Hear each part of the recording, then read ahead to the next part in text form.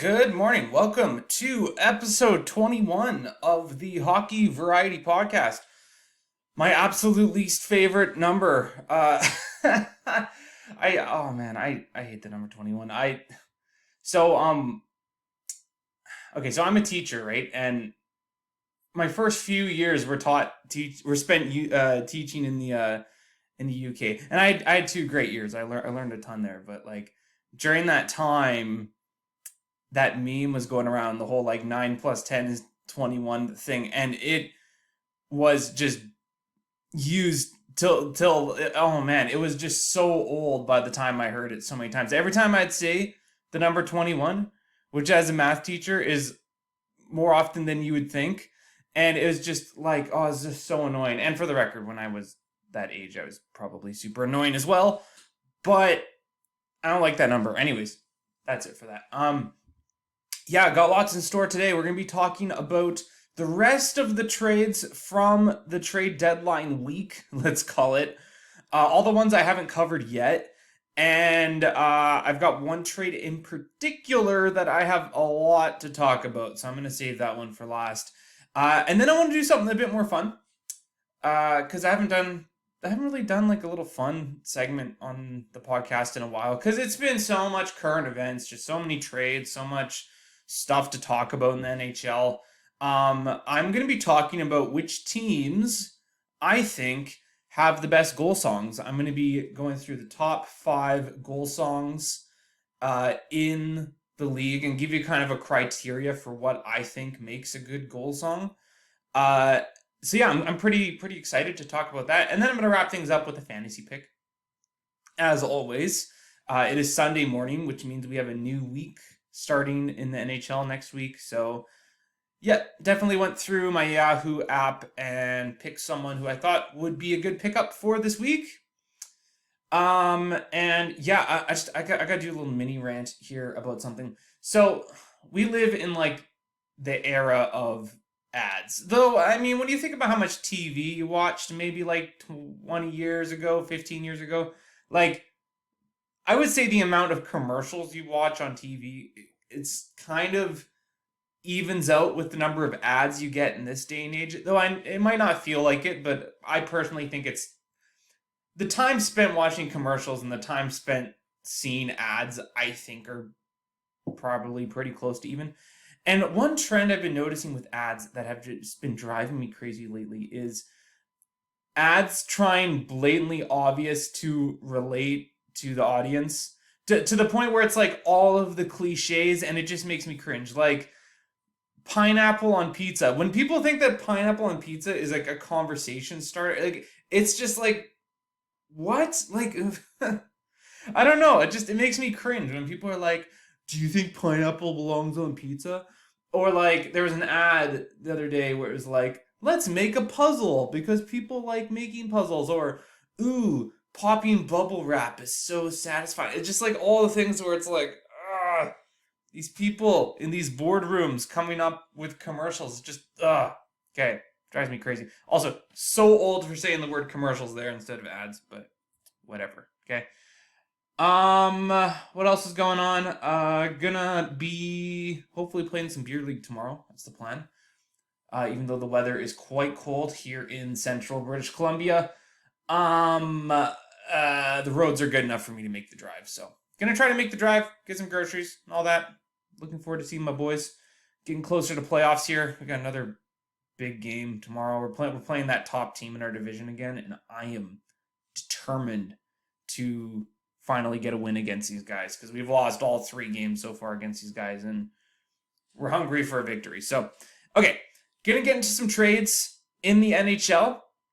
Okay, I just kind of picked the top ones, or the ones I kind of want to talk about. There were quite a few trades on Friday on the official trade deadline, but I don't think there was too much that really moved the needle. I think we can all say the big moves happened before Friday. And some of these aren't from Friday. Some of these are from like Wednesday and Thursday, including the one that's on screen right now. But yeah, I'm just going to talk about the big ones. They're in chronological for the most part, but again, there's one I really wanted to talk about that I threw at the end instead. So, yeah, let's get into it. Okay, so the first trade I'm going to get into is actually a bit of a head scratcher because I know some people, not so much in the Detroit fan base, but in the Vancouver fan base especially, are trying to figure out what to make of this trade. It's not a bad trade, first of all. I think it's just kind of it clears things up for Vancouver fans a little bit because I think the big question is like, okay, are we going to rebuild or are we going to retool? And Jim Rutherford, I believe, who by the way, talk about like the ultimate puppet master in the league. That guy's not even GM. I don't even know who the GM is. This is what, Patrick Alvin, I think, or is that the Calgary guy? I don't know, but Jim Rutherford is like the only guy I hear about running the show, and he's what, president? And usually it's not the president that's doing all this stuff. But anyways, I'm getting off track. So the Vancouver Canucks receive Philip Hronek, defenseman, young defenseman, and a 4th round pick this year in exchange for a conditional 1st round pick. Now, I think the condition is that that pick is top 10 protected. It might be top 5, but it's the Islanders pick. It's not the Vancouver Canucks pick. So if the Islanders make the playoffs, that's not going to be too high. And if the Islanders miss the playoffs, that could be high. So hence the condition. So there you go. And Detroit also gets a 2nd round pick this year out of it. No conditions on that one as far as I'm aware. And it's a bit of a head scratcher because if the Canucks were going to rebuild, you don't think you'd be trading 1st round picks like that, even if it ends up being kind of a late one. But this is just what Jim Rutherford said. He said, hey, we're going to get younger, but, you know, still around the same age as our core, like Pettersson, like Besser, like Hughes.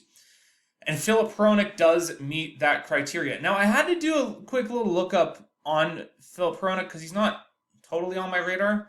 Pretty good numbers. And honestly, like as a player, just completely ignoring the timeline or the projected timeline of this retool, I think in that sense, it's a good move for the Canucks. There's risk to this though, right? What if Hronek comes over and it doesn't work out that well? We've seen that with bringing in players like Connor Garland, for example, where they kind of fit the timeline, but then they come to Vancouver and they're just not performing the same way as they did on their other team. And as for Detroit, like, probably not as much head scratching here, but just when you look at the deadline as a whole, it's like, okay, were we going to go for it or not? Because you'll see later in this video, you're going to see the Tyler Bertuzzi trade, and Philip Hronek's on his way out. Or, yeah, he's already on his way out. He's in Vancouver now. But, yeah, I think this is more of a head scratcher for Vancouver fans than Detroit fans. And if you're a Detroit fan, I mean, hey, getting another 1st, not too bad, right? You're trying to get out of the rebuild, but having more 1st doesn't hurt. And hey, maybe Detroit can combine this with their other 1st to move up a bit in the draft. This is a very deep draft, so don't be surprised if Steve Yzerman ends up weaponizing this pick later on. Obviously not right now because the trade deadline's done, but, you know, maybe at the draft or when teams are eligible to start making moves again. So, yeah, really tough to pick a winner or a loser for this trade. It really depends on what that 1st ends up being and or what Yzerman ends up doing with that 1st. And how does Hronek end up doing on the Canucks? So, very interesting trade. I think this is one of the more interesting ones from the deadline. Speaking of interesting, though, we finally saw the Jakob Chychrun deal go down. Now, Ottawa wasn't on my radar too much when I was thinking of where Chychrun might go, but now that he's on the Sens, it makes a ton of sense. He fits their timeline, great cap hit. I mean, that's the real appealing thing about Chychrun is the bang for your buck and the term that he still has on it. He's got a couple more years still. This definitely meets a need of the Ottawa Senators. It's a bit more defensive depth.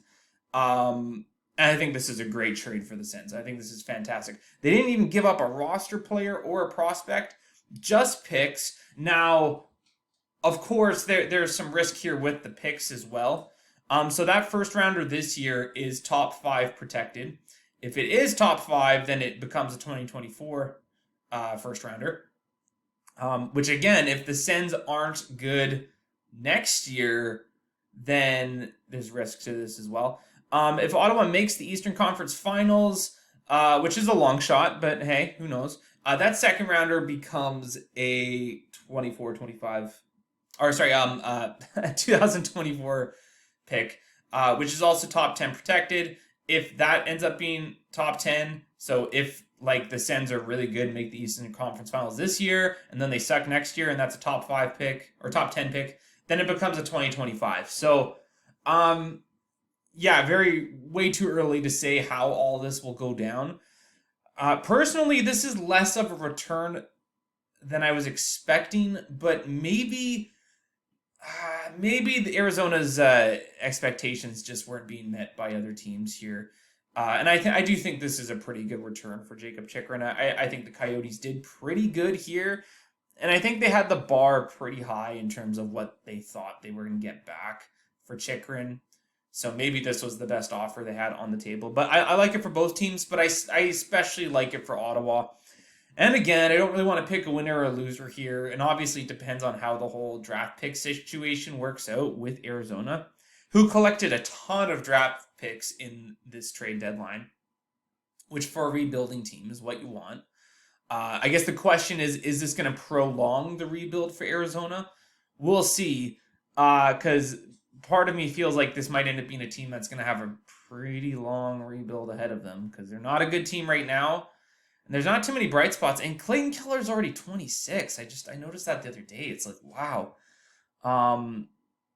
So I don't know. Are you selling a rebuild on a guy who might be like 30 by the time he gets out of it? So who knows, right? But yeah, good trade for Ottawa, obviously. Pretty good return for Arizona, I would say.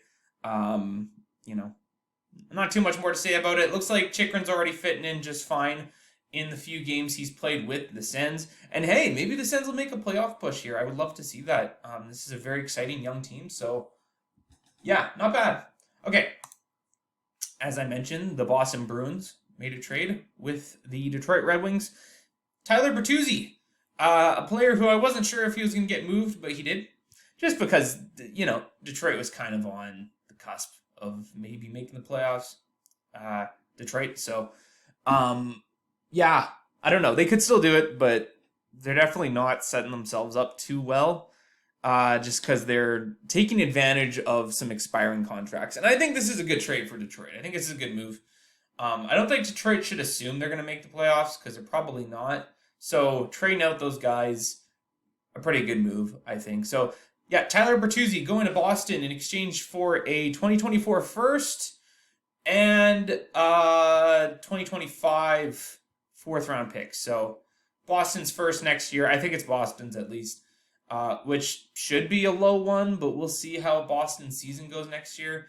Also, huge pet peeve, if you look on the screen right now, the percentage signs in front of the 50%. Okay, TSN, you pay a lot of people money. You think you would catch that typo, but whatever. I digress. Yeah, Detroit's retaining 50% of the contract, which you kind of expect because, cap situation with most teams is pretty tight. And, this gives Boston a bit more depth. He'll probably end up on third line. Pretty good third line when you think about it, right? You got like Charlie Coyle in there too. So, yeah, I don't know. I don't have too much to say about this. Good trade. We'll see how it ages. People who listen to the podcast will know I'm not a big fan of Tyler Bertuzzi. I don't really like him.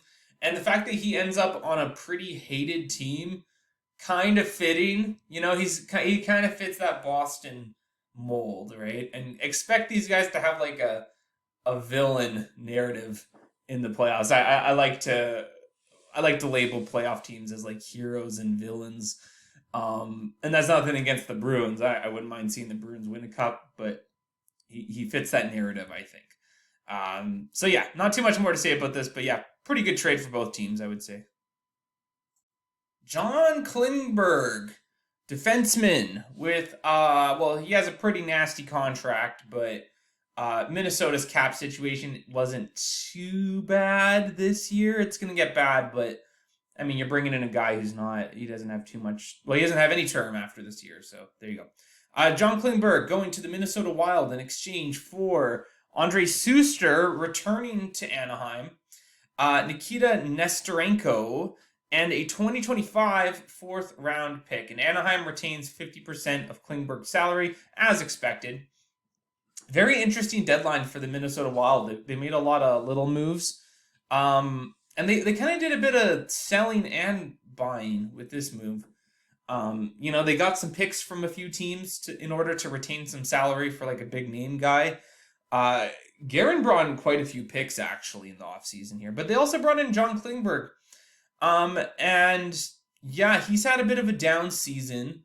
I actually wasn't expecting him to get traded at the deadline, but because I didn't think any team was gonna take a shot at him, but Minnesota decided to. This could be a bit of a risk because you're kind of banking on him being more successful on a good team. And maybe a change of scenery is all he needs. Maybe he does really good in Minnesota, but we'll have to wait and see. And going back to Arizona, Schuster, depth guy. He'll clear waivers if Anaheim needs him to. And they might do that because they might have some young prospects that they want to try out in the last few games of the season here, so they don't burn the first year of their entry-level contract. So, this is a guy that will clear waivers if need be. He'll probably get some time with the Gulls. He might get some time with the Ducks. I would think so. At least a few games. Just kind of given the roster situation in Anaheim. I think Nikita Nesterenko is probably the biggest of these pieces going back to Anaheim. I think he's in Boston College right now. It might be Michigan. He might be in Michigan, actually, but he's putting up pretty good numbers wherever he is. That's at the NCAA level, so who knows how that will translate to the NHL. But yeah, not a bad trade, I think. Not a bad return. And then you get a fourth in a few years. Whatever. That might be someone. Might not. Who knows? Nothing wrong with collecting a few more draft picks if you're a team like Anaheim. But yeah, keep an eye out for this Nesterenko kid. He could, he could crack the lineup for the Ducks eventually. I think it's a prospect worth taking a shot at. So, yeah, good move by them. And we'll have to see how this works out for Minnesota, especially if they are. Of course, they're looking at the playoff situation. The West is starting to kind of work itself out. The thing is, though, Winnipeg's on the downturn right now, but Calgary's not really improving. But Nashville's doing okay. I don't know. The West is certainly not as interesting as the East right now, and if you ask me, I think the teams that are in playoff spots right now in the West are probably going to be the ones that make it. Minnesota being one of them. But who knows? Maybe Calgary will turn it on, but we've been waiting for that all season and it hasn't happened, so I don't know. Anyways, pretty good trade by both teams, I would say, especially the Ducks. I think the Ducks got a pretty good return for a guy that was having a down season with a pretty hefty cap hit. Yes, they retained, but who cares because it's the Ducks. I think the Ducks did pretty well here. Okay, here is the trade. Here's the trade I want to talk about the most. I have a lot to say about this trade. So Jonathan Quick being traded to the Columbus Blue Jackets in exchange, or Jonathan Quick and a conditional first. Now this first becomes a second if the Kings somehow miss the playoffs, which they probably won't, but especially after this deal. But yeah, Quick, a conditional first and a 2024 third rounder. That first is this year, by the way. In exchange for Vladislav Gavrikov, finally making his way to a different team, and Jonas Korpisalo, goaltender, depth goaltender. Okay, that is the trade. I have a lot of kind of context I need to give before I give my opinion on this trade. So, first of all, forget the name Jonathan Quick, okay? Think of this trade as like 37-year-old goaltender having very much a down year. I think he had like an 870 or something really bad. If you think of this trade as a veteran goaltender having a down season, and just forget the name Jonathan Quick, okay? Maybe even replace this name with something like Thomas Greiss, let's say. This is a very, very good trade for the LA Kings. This is a very good move for the Kings, in my opinion, if you think of it that way, okay? Second kind of condition I want to mention too, or second context, whatever. I can't think of the words right now, but I've come a long way as a fan of the San Jose Sharks, okay? Obviously, years ago, I very much disliked this team for good reason. They broke our Stanley Cup hopes on multiple occasions, as they did with the few teams. This is a rival California team. Yeah, this is a team that I very much hated for a while. But, they did the whole rebuild thing. They came out of it. I gained some respect for those guys that had been on the team for a while, like Quick, like Dustin Brown, like Kopitar, like Doughty. I have a lot of respect for those guys, and including a lot of guys they brought in, whether that be through draft or trade or whatever. And then, of course, their coach, Todd McClellan, longtime coach of the Sharks. I have nothing but just the utmost respect for Todd McClellan and most of that roster in LA, okay? I want to make sure that's clear, okay? This is nothing to do with them. And, when you think about Jonathan Quick as well, like, he had arguably the greatest run in a playoffs by a goaltender, and arguably one of the greatest individual runs by a player in the playoffs of all time. So he has my respect for that alone. He wasn't the biggest part of the 2014 win, but he was good enough, right? Kind of like a Corey Crawford situation where he didn't have to be the best player because guys like Justin Williams, Andre Kopitar, Drew Doughty, Andre Kopitar, they came through when they needed him to. And Quick was good enough in that cup, right? Nothing but the utmost respect for those guys. But I have to say, and I'm going to go on the record and say this is a terrible trade and a terrible look for Rob Blake. I think this is such a heartless move. This is a player that you're going to retire his number someday. He's going to be in the Hall of Fame someday. And I know he doesn't have any kind of no movement clause or anything like that, but Jonathan Quick and his teammates were completely blindsided by this move following their game on what was that, Tuesday night? Like, this was such a disrespectful move on so many levels, and Rob Blake should be embarrassed. He really should. I get that LA got a really good return. I on paper, this is a good trade for the LA Kings, but it's completely heartless. It's just so disrespectful, I think. And like, how awkward of a jersey retirement ceremony is that going to be? And this had an impact on the locker room immediately after it happened. And I wonder if it's going to have an impact on the locker room going forward. I mean, you see the interview with Kopitar and Doughty after. They were incredibly upset by this. They were just as blindsided as Quick about it. And the disrespectful thing that really comes out of this is that you trade him to the worst team in the league, the absolute worst team in the league right now. And if you traded him to any of those bottom teams, like San Jose, like Chicago, like the Ducks, it's the same thing. You blindside a player that played such a big role in your team's history. I mean, he's going to go down as one of the greatest Kings of all time. And you trade him to, like, if he got traded to a playoff team, okay, like let's say Pittsburgh, or let's say he got traded to a team that's even on the cusp of making the playoffs. I guess like Pittsburgh, but let's say he got traded to Ottawa, okay? I mean, hey, he's still playing meaningful games right now.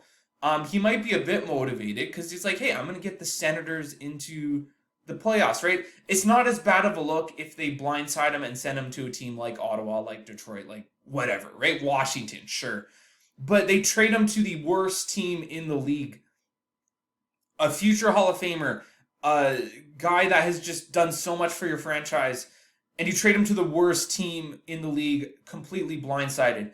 I get that he's having a down season. I get that this is a good move on paper, but this is just way too cutthroat, and I've lost all respect for Rob Blake. Former captain of the Sharks, I might add. I've lost all respect for this guy. I think this is just a terrible move. I think this is incredibly disrespectful. And I know you have to be a little cutthroat as a GM in this industry. Take a look at the Sharks re-signing Hurdle last year, okay? This is a good example of being too loyal to your players, right? Doug Wilson should have traded Hurdle last season, okay? They re-signed him to an 8-year deal, and now their rebuild timeline is kind of out of whack. What's going on with the Sharks? They should have traded Hurdle. They would have gotten a lot back for him, and that would have sped up this rebuild a little bit. But they didn't, because Doug Wilson is a very kind individual, but a little too kind, that he gave a player that doesn't meet their timeline anymore an 8-year extension, right?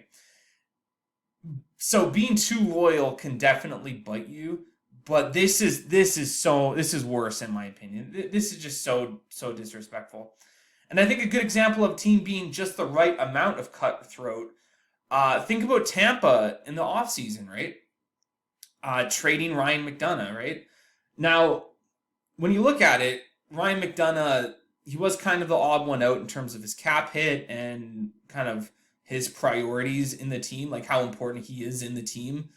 But they at least gave him an option. They said, hey, listen, if we waive you, because he has a no trade clause, but not a no movement clause. If we waive you, we already have a deal in place that Columbus will pick you up. Or we'll give you the option to trade you to Nashville, which that's what ended up happening in the offseason. But here's the thing. They gave Ryan McDonough an option.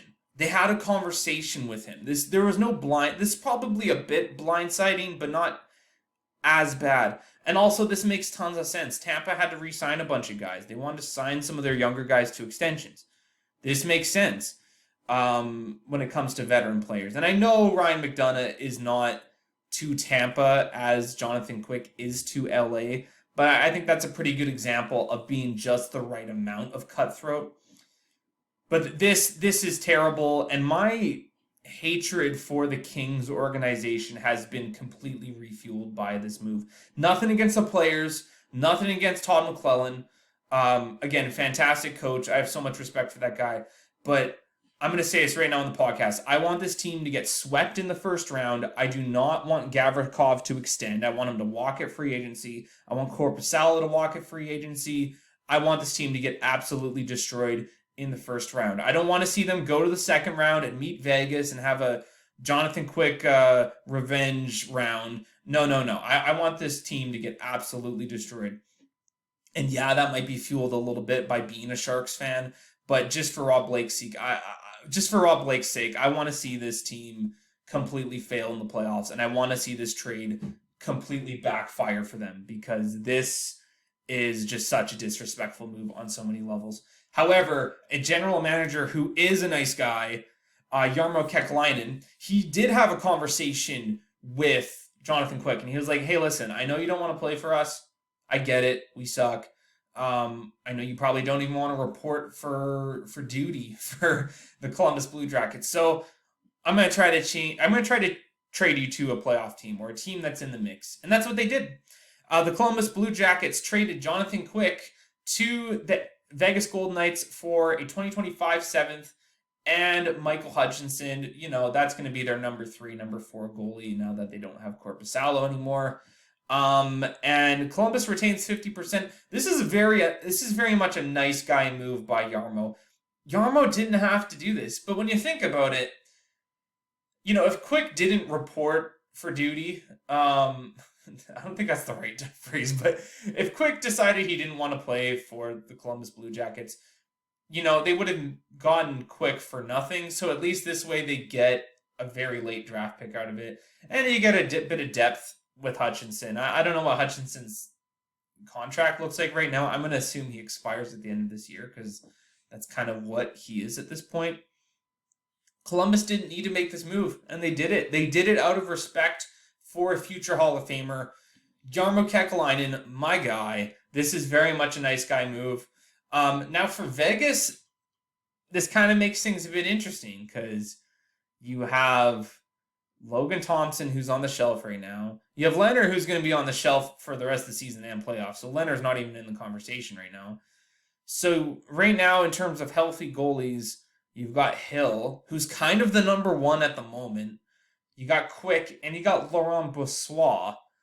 And when Thompson gets healthy, do you waive Brossoit? I know that's kind of been a conversation. Is he already eligible to? I think he has to clear waivers again, but yeah, lots of question marks here when Thompson gets healthy again, because someone's going to have to get waived. But very, very much a nice guy move by Jarmo. I have a ton of respect for that general manager, unlike my lack of respect for Rob Blake right now. Again, terrible move by the LA Kings. I know it's a good move on paper, I get it, but incredibly disrespectful. And now that I've gone on a little 10-minute rant here, just being really negative, I want to talk about something a bit more positive, a bit more fun, and something I've wanted to talk about for a while. So, one thing I think about quite a bit is teams' goal songs, okay? So, what song plays after your team scores a goal, and what makes a good goal song? I have a bit of a criteria there on screen.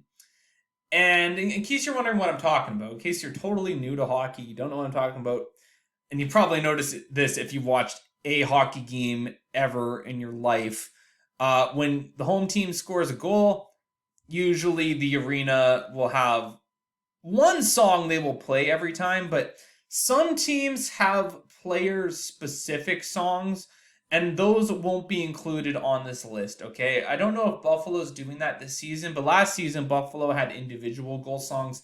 By the way, shout out to Jeff Skinner, Party in the USA, Miley Cyrus, great goal song. I think that should be their permanent goal song. That is, I like that one a lot. It's a little silly, but I don't know. I like it. That was one of my favorites. That's one that stuck with me. But you're not going to see those individual player goal songs on this list. All of the songs you will see on this list. This is a top 5, by the way.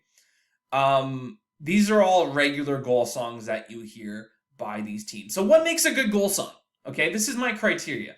Now, the most important one is, does it engage the home crowd? That's got to be the most important factor, right? And the rest of these factors kind of tie into that too. Well, at least the fourth one I have up there, but I'll get to that in a sec. But does it engage the crowd? Which also, in turn, will it give the team a boost, right? Do you score?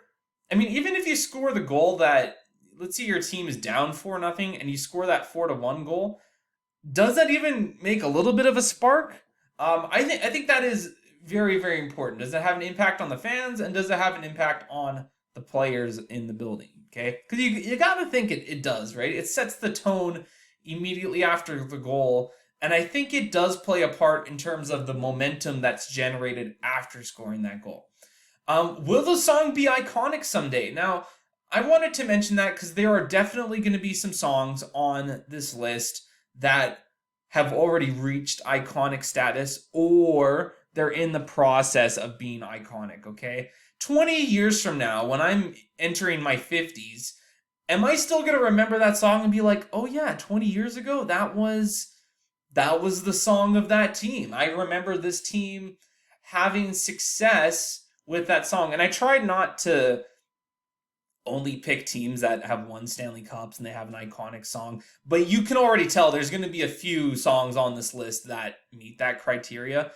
But I think that's important too. And I think all the songs in my list, if they haven't reached the iconic status yet, they will someday. I'm pretty confident in that. And there might be some surprises on this list as well. Okay, here's something I want to talk about. So there's an artist out of the UK I like. Her name is Lady Lesher. Okay, she's a British artist. I'm not the biggest fan of her, but she's got a few jams I like. But I remember seeing in an interview, she mentioned songs being international. And what that means, in her definition, is songs that you can kind of sing along to without necessarily knowing the English language or the language that the song is performed in, okay? I think a really good example of this was Shakira's World Cup song, the whole when the World Cup was in South Africa, the song that Shakira made for this. There's a lot of sounds. It's not lyric heavy. You know, she's like waka waka hey hey, like you don't have to speak English to sing along to that song. And I think that plays a part in being a good goal song. Not just in hockey. I mean, this goes for all sports that are successful on a global level. Okay, if you're a fan of the NHL in Finland and your English isn't too great, it's kind of nice when your team has a goal song that you don't really need to know the words. You can just, kind of sing along, hum along, whatever, right? Something that sticks with you. And I think this ties in really well into, if you're a drunk fan at the hockey game, can you still sing along, okay? Now, There's some truth to, so I don't drink, okay? I don't drink anymore, okay? I haven't drank in a long time. But I will admit, the times I had in my life, maybe my English might not have been the best. Maybe my how I remember how certain songs go might not be the best. So that kind of ties into the international thing in the sense of like, hey, is this a good song that like could you play this at the bar and people would be like, yeah, you know? Because that definitely applies to hockey games. Because let's be honest, some people drink at hockey games. Good for them. If that's how you unwind, awesome. If that's what gets you more engaged in the atmosphere, cool. As long as you're not being an idiot, as long as you're not being a jerk, good on you. As long as you're okay with paying like $10, $15 for a beer, you know, it's hey, good on you, I guess, right? And I think that's also an important part. So I think the song being international and the song being you're able to sing along to the song even if you're completely slammered. I think those two kind of go hand in hand. Okay, is it an accessible song? And the last criteria, I have to include this because my personal opinion on the song, I'm not gonna lie, of course it has an impact on this list. Okay, when I went through every single goal song according to Elite Goal Horns on YouTube, shout out to them. They definitely helped a lot when making this list. Not only do they go through every single goal horn in the NHL, if you really want to hear 10 minutes of just, you know, but they play a little bit of the goal song afterwards as well. So I'm going to be using some clips, some of the audio from that in this video. I'm just going to be sticking my phone up to the mic, so it's not going to be good quality. And it's going to be very short clips because I don't know how YouTube works, but I don't want to get into any kind of like demonetization, copyright stuff. Not that this channel is monetized yet, but 6 subscribers, no big deal.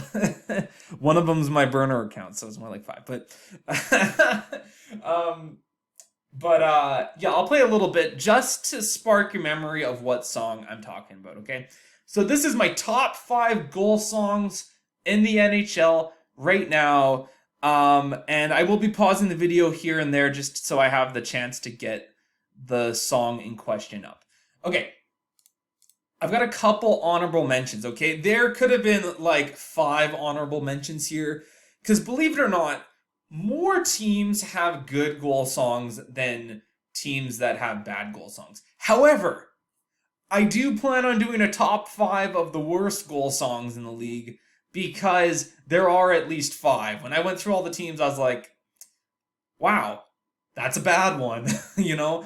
And that's where my personal opinion comes into play. Like, the song that showed up on the Elite Goal Horn video on YouTube, the one for Carolina, it was very, like, kind of trap beat and stuff. And that's where my personal opinion comes into play, because, like, I'm a boomer, okay? Anything that's, like, appeals to the kids, I'm just kind of like, you know. But that is important. You do want a song that can appeal to the whole audience, right? Not just the young guys, not just the old guys, but everyone, kids included, right? So I think if you have to like the trap beat that's like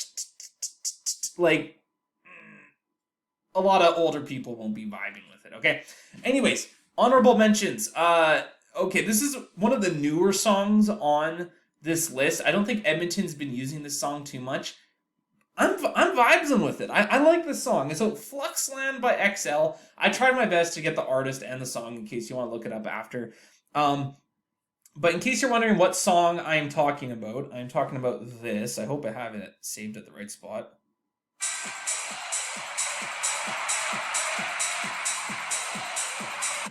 And you know, it's got that kind of like, it's got that Euro vibe, you know? It's got that like 90s European vibe, I guess. You know, like, it sounds like a song you'll hear in a barn in Finland, you know what I mean? Or like Sweden. I don't know. But you know what? If Edmonton goes on to have success, win a Stanley Cup or two, which they could, they got the best player in the world.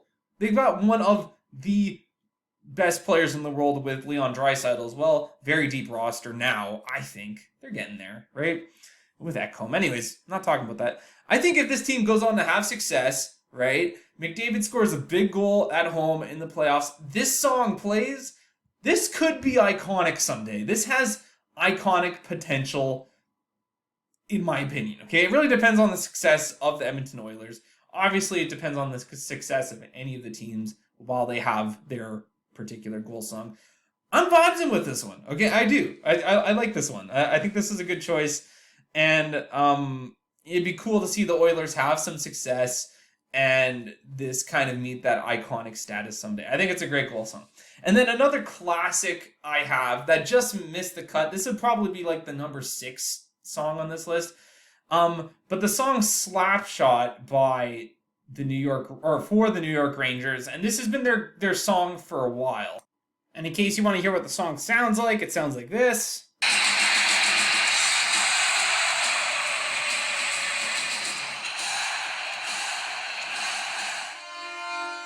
Oh, sorry, I went to the Ottawa one thereafter. It's an alphabetical in the video, but yeah, super iconic, I think. Yeah, they haven't really had success, like a Stanley Cup with that song or anything, but that song just screams MSG. That is something that definitely, like, drunk fans at the arena will be like, hey, hey, like, you know, I think it's really good, but there's some songs on that list that do a similar thing, but I think they do it better than the New York Rangers, which segues very well into the number 5 song on this list, and that would be the goal song for the Tampa Bay Lightning. So the song is called Goons, Baby I Need It All by Mona. Kind of cringe, but whatever. Yeah, this is starting to reach iconic status. Obviously, they've won 2 Stanley Cups with this goal song, not to mention another Cup final run with this goal song against Colorado. Yeah, and I think it does the job of a goal song very well. And just give me 1 second. I'll grab the song so you know what I'm talking about. And yeah, here's what it sounds like.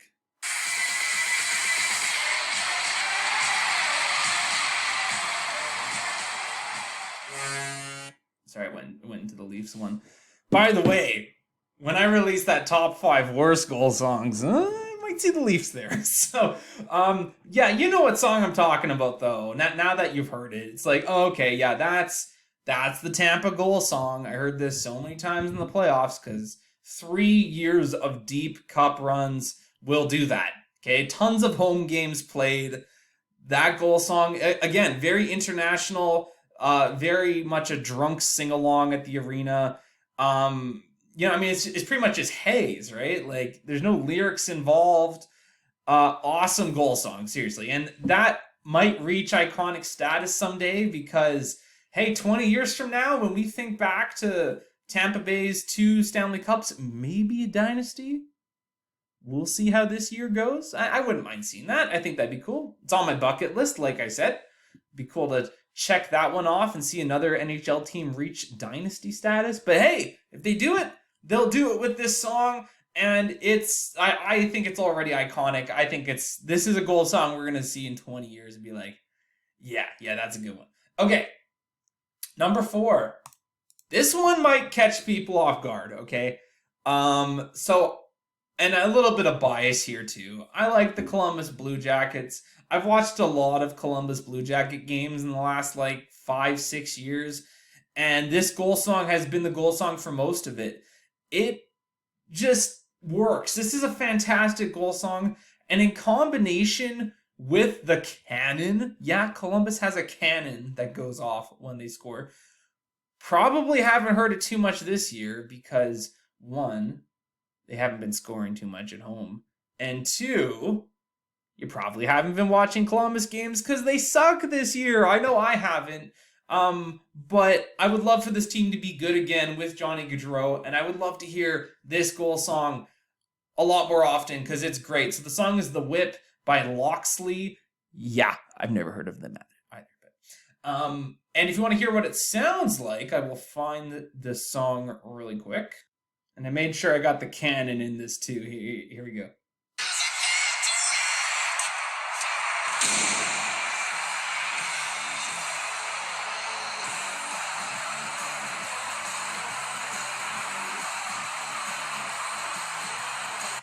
Okay, hopefully I didn't play too much of that clip, but yeah, lots of woes, lots of hays. You get the cannon, the timing is great. I love it. I love this so much as a Columbus fan, but yeah, I don't know. This creates such a good vibe in the arena. Even with them having a down season right now, this is a good goal song to engage the crowd. Again, very international, very much a drunk sing along. I love it. I do. And I would love to see Columbus start to have some success again after this down season. Once Zach Werenski gets healthy, once Elvis figures out his game, I would love to see this barn going. I would love to see Nationwide Arena go absolutely crazy to this goal song again. Because I do have some really nice memories of them winning some games in the playoffs, having this song play. Yeah, great goal song. Okay, number 3. I have the Dallas Stars with the song. I don't know if the song is actually released by Pantera. And I didn't know it was actually Pantera until today. But once I saw it was Pantera, I was like, oh yeah, that makes sense. The guitar riff, like, yeah, that makes sense. So, Puck Off by Pantera. Yes, I said puck, like a hockey puck, because I don't swear on this podcast. You probably noticed. Because I'm not about that. I'm not about that with the podcast. Okay, I'm trying to eliminate swearing in my vocabulary and outside of the podcast. I'm getting there. On the podcast, family friendly podcast. But anyways, bit of naughty language in that title. Puck Off sounds like something else. But this goal song absolutely rips. Okay, and when I think this goal song, I think of the 2020 bubble playoffs, because obviously Dallas went all the way to the Stanley Cup Finals. So you heard this song a lot in that empty arena in Edmonton, and then later on in Toronto. I think the finals were in Toronto. I don't know, but like a lot of people, trying to forget that year, even though that was a pretty good year for my life personally. But anyways, this goal song absolutely rips. I love it. This is here. I'll pause the video and I'll find it for you. Okay, I think you're gonna get a bit of the goal horn in this one too.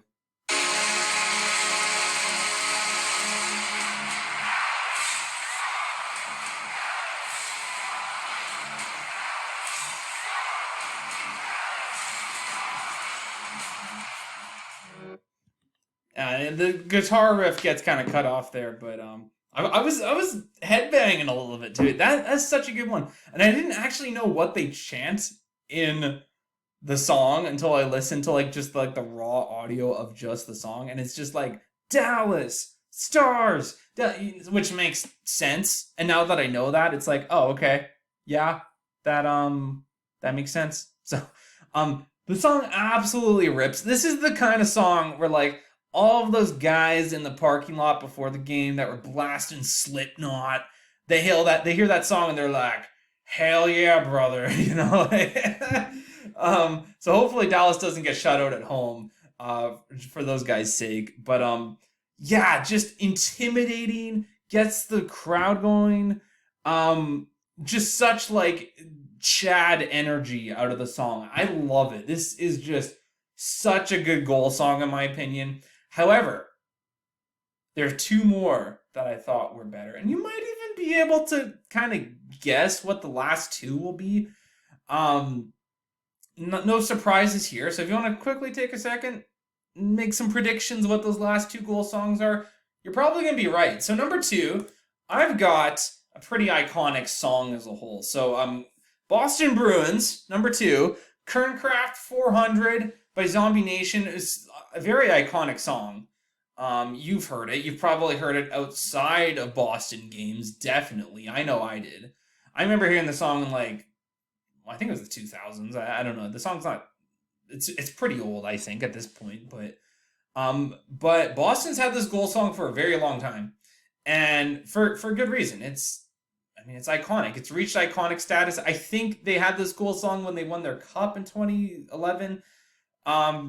Hey, this is just super iconic song, very international, pretty good for a drunk sing along, I would think. Yeah, I don't have too much more to say. It's just it's good. Here, I'll put it up here for you guys. Okay, here we go.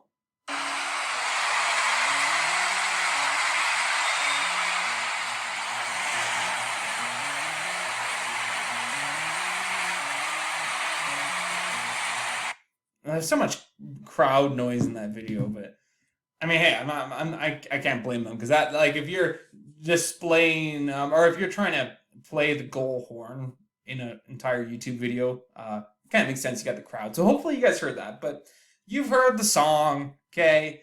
It's iconic. This is just like it's really not that like traditional, I would say, of like a hockey team goal song, but it works, man. And I mean, like, it is very Boston somehow. I don't know. It's just it's great. This gets the crowd going. It's been the goal song for so long. And you know, I went to Fenway Park for a Red Sox game last summer, and there's so much tradition in the sports in Boston. You can just tell from being in the city. And this is part of it. Having this goal song for a long time, Boston fans know what they're getting. People who come to Boston to see a hockey game, Boston fans from different cities or whatever, they come and they want to hear that song. They want to see Brad Marchand, they want to see Patrice Bergeron, David Pastrnak. They want to see them score a goal and hear that song, and they can check that off their own bucket list. So great goal song, number 2, and you know what number 1 is, okay? So before I made this video, I texted a few buddies and being like, hey, what's an iconic NHL goal song for you? And everybody I asked, and I mean, when I think goal song, I think Chelsea Dagger by the Fratellis. That is the Chicago Blackhawks goal song. Okay, I am sorry, fellow Sharks fans. I am sorry, Canucks fans. I'm sorry, Ducks fans. I apologize to St. Louis fans, Dallas fans.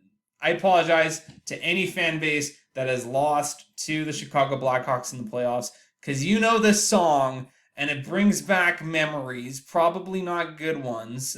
Trust me. But I'm not going to deny that this song is, like, listen, 20, 30 years from now, you're going to remember this song. You're going to remember the Chicago Blackhawks completely ruining your team's hopes and dreams, unless you're a Chicago fan, of course. Wow. Yeah, this song, well, here, let me pause the video and you know what I'm talking about here. And I got the raw audio for this one because you know I have to. Here you go.